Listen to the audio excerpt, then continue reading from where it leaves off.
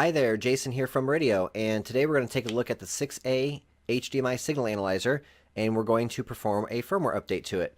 So first things first, make sure that the analyzer is plugged into your laptop via USB, and make sure that it's plugged in for power as well.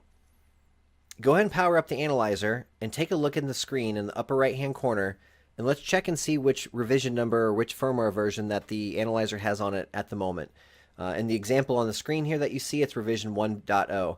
Now, if your screen is blue and says no signal, simply press the OK button on the analyzer, and that'll bring you to a screen where you can see the revision number.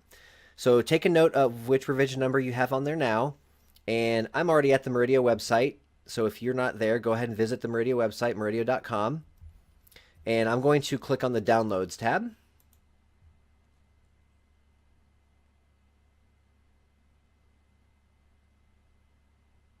Then I'm going to scroll down until I see the 6A firmware, which is right here. Okay, couple of things to take note. The first line here will tell you what the most current version of firmware that we have out and available for the 6A analyzer. Right now there's two different firmware versions, 1.24 and 2.12. The reason there's two is because there is two hardware versions of the analyzer. So if your firmware starts with 1, you want to stick with 1. If your firmware starts with 2, then you want to stick with 2. Mine has firmware 1.21 on it currently, so I'm going to upgrade mine to 1.24. So go ahead and click on the appropriate link for your firmware. And once that downloads, go ahead and open it up.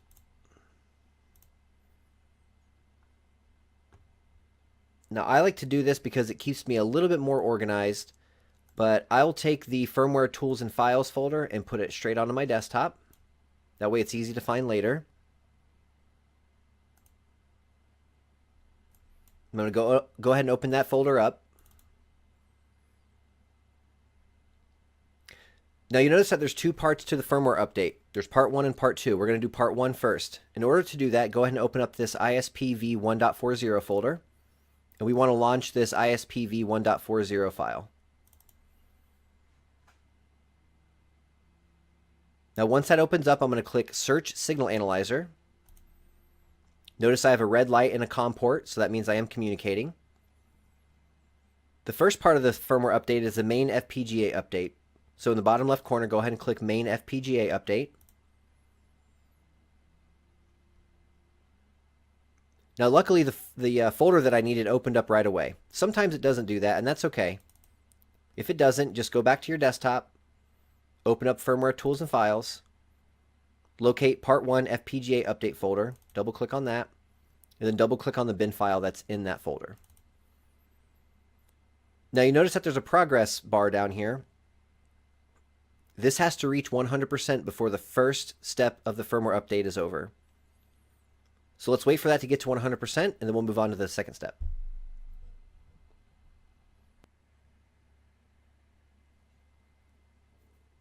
Okay, now that that's at 100%, manually turn off the 6A analyzer.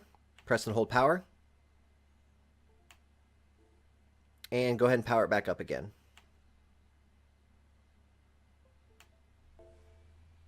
Now I'm going to close up this firmware updater and just reopen it right away again. Click Search Signal Analyzer.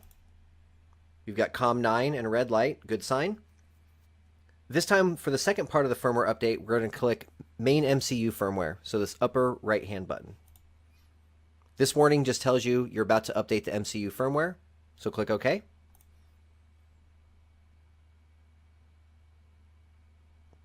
Now in this case, the MCU updater popped up and opened up right away. Sometimes it doesn't do that. That's okay if it doesn't. If it does not, go back into your Firmware Tools and Files folder. Open up the FlyMCU folder, and open up the FlyMCU software manually. Okay, number 1, we want to make sure that we're still on COM9, and that shows that we are right here, so that's good. I want to make sure that I'm on the second tab, STM ISP. And I also want to make sure that I'm loading the correct file onto the generator. Onto the analyzer. So click the box with the 3 dots in it.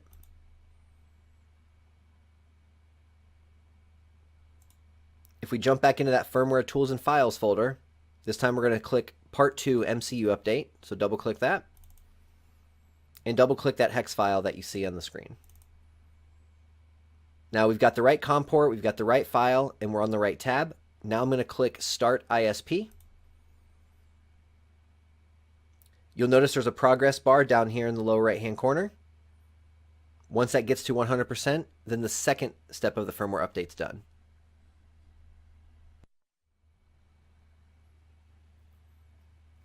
Once that hits 100%, the analyzer should reboot automatically. And now we just want to check to make sure that the firmware update went as expected. So I press the OK button on the analyzer, and in the upper right corner I'm showing revision 1.24. I used to be 1.21, so I now know that the firmware updated successfully. That's it, guys. That's all there is to it. If you're having any problems trying to do this yourself, feel free to give us a call at tech support. We'll be happy to walk you through it step by step. We could even log into your computer and guide you right through the process. Thanks for watching and have a great day.